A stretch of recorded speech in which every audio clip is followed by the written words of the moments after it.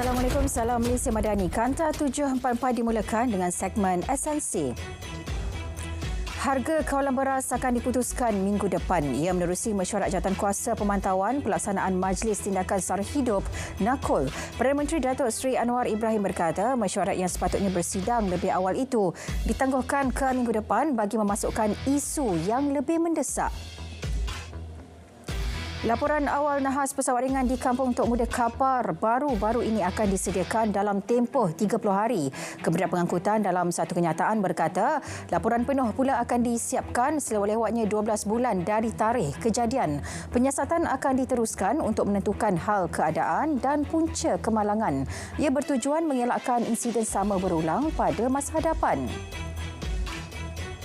Jawatankuasa Kehakiman Syariah Kebangsaan akan dibentuk di bawah Majlis Kebangsaan bagi Hal Ehwal Agama Islam Malaysia (MKI). Penubuhannya diperkenan Majlis Raja-Raja. Menteri di Jabatan Perdana Menteri Hal Ehwal Agama berkata ia akan memainkan peranan memantau segala isu membabitkan Mahkamah Syariah. Pembentukan jawatankuasa baharu ini juga bersifat kekal di bawah MKI.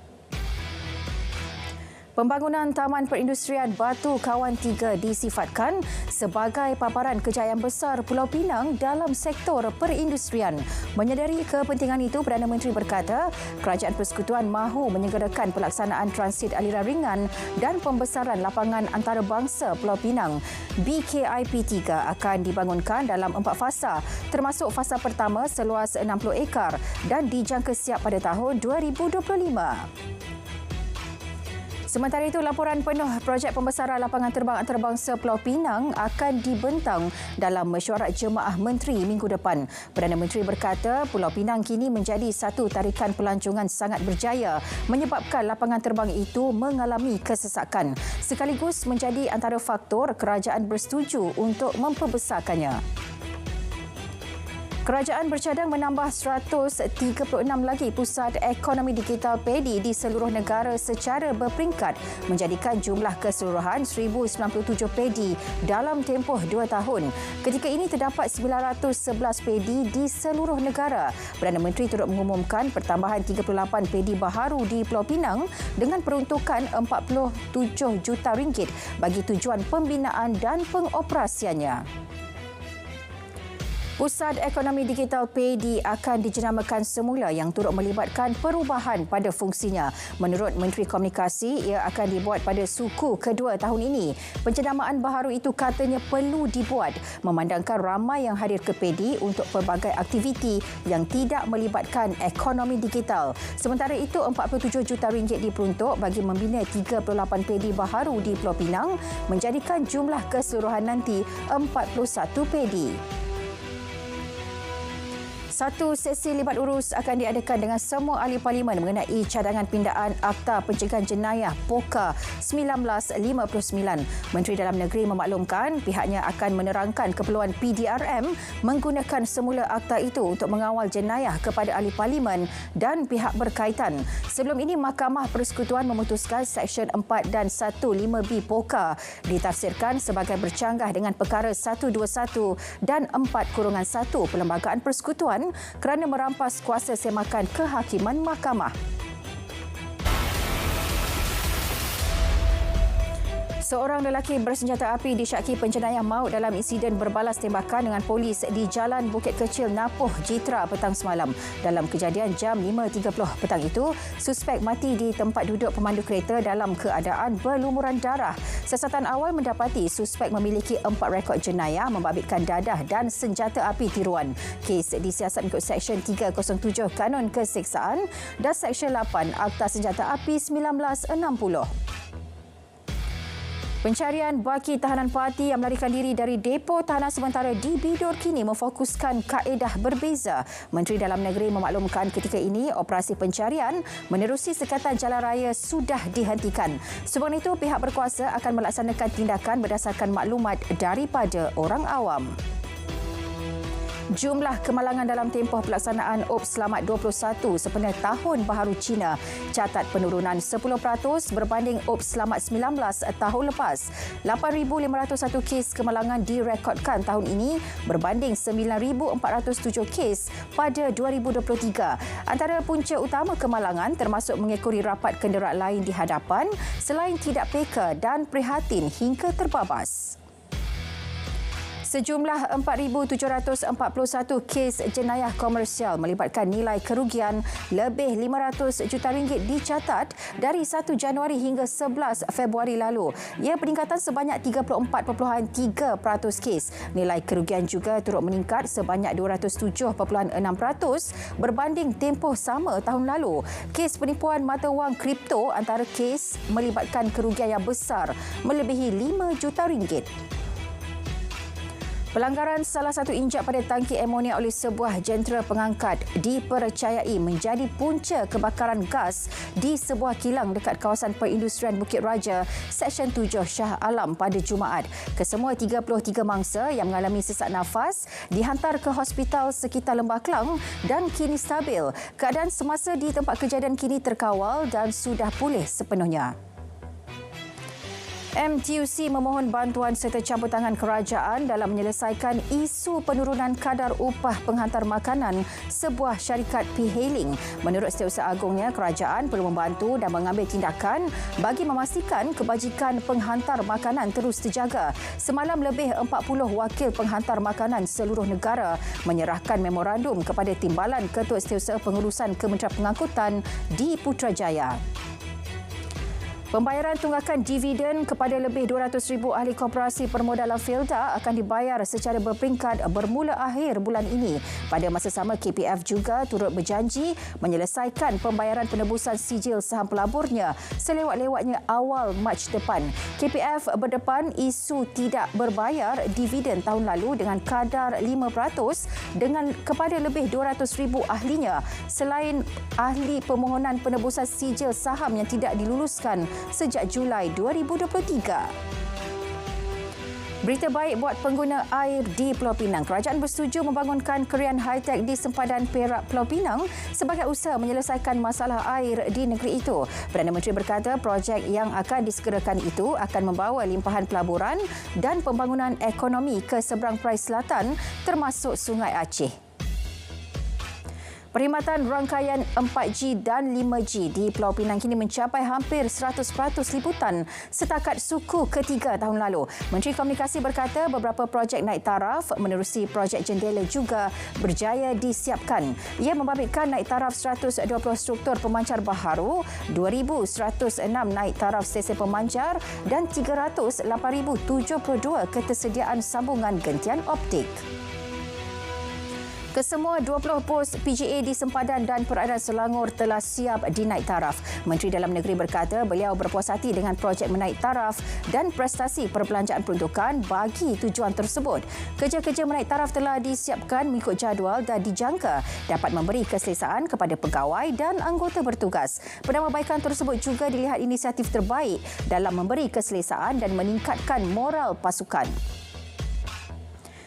Semua sekolah wajar menjadikan tapak warisan dunia di bawah UNESCO sebagai lokasi wajib dilawati pelajar setiap tahun.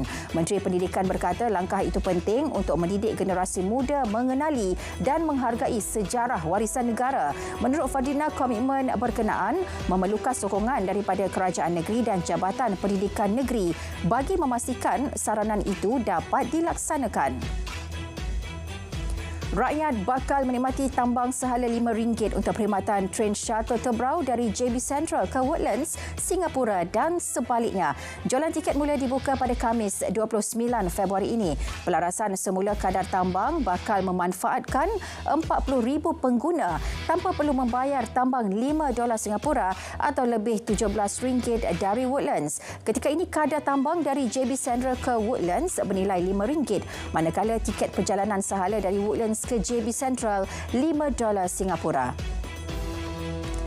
Harga belian padi kadar RM1,600 per tan metrik ditawarkan kepada pesawah-pesawah di Negeri Sembilan bagi tujuan pengeluaran beras pertama di negeri itu. Exco Kanan Kerajaan Negeri Sembilan berkata ia merupakan harga yang baik serta berharap supaya semua pesawah mengambil tanggungjawab kenegerian dalam memastikan bekalan padi di negeri itu mencukupi. Produk beras jenama Negeri Sembilan dijangka berada di pasaran tahun ini dengan harga RM26 bagi 10 kilogram.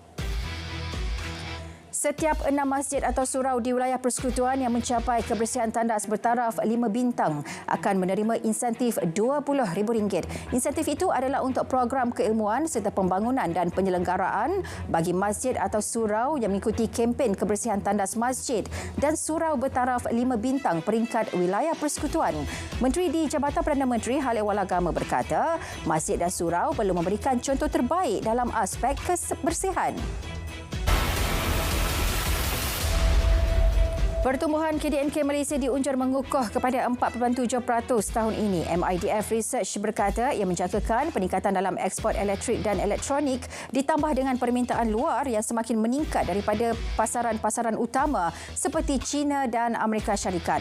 Pertumbuhan ekonomi juga akan terus dipacu oleh peningkatan berterusan dalam perbelanjaan domestik disokong oleh pasaran buruh yang sihat, peningkatan pendapatan dan ketibaan pelancong yang berterusan.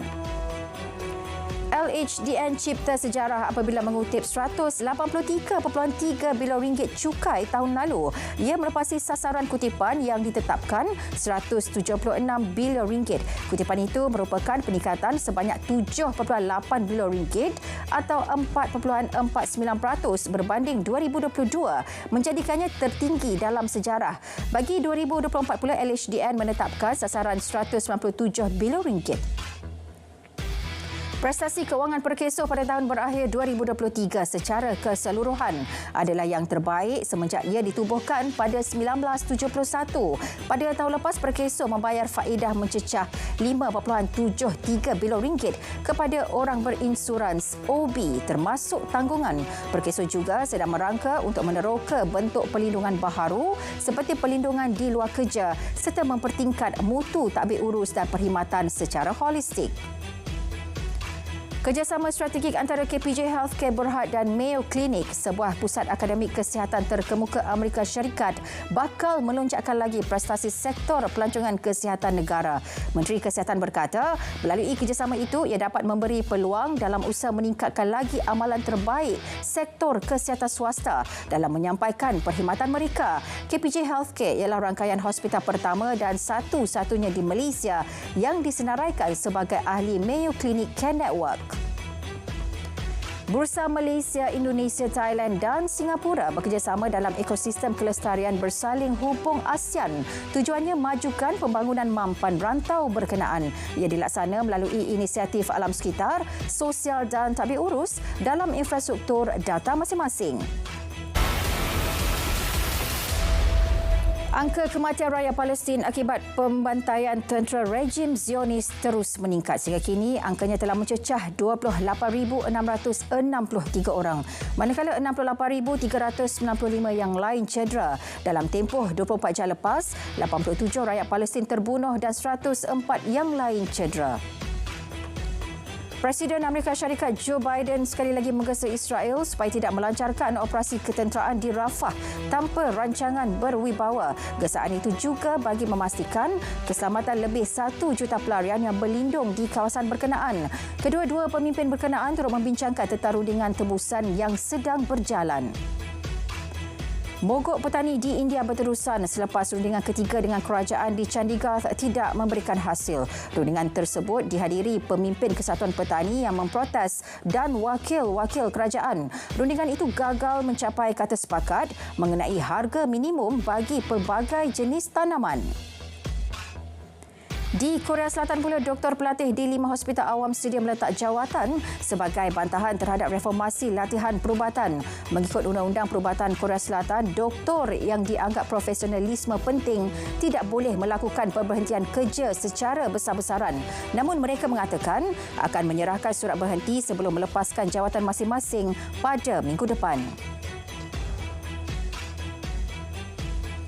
Kanta 744 berakhir di sini. Dari sungai ke segara Palestin, pasti merdeka. Saya Nurul Sahira Razim, Malaysia Madani, tekad perpaduan penuhi harapan. Assalamualaikum.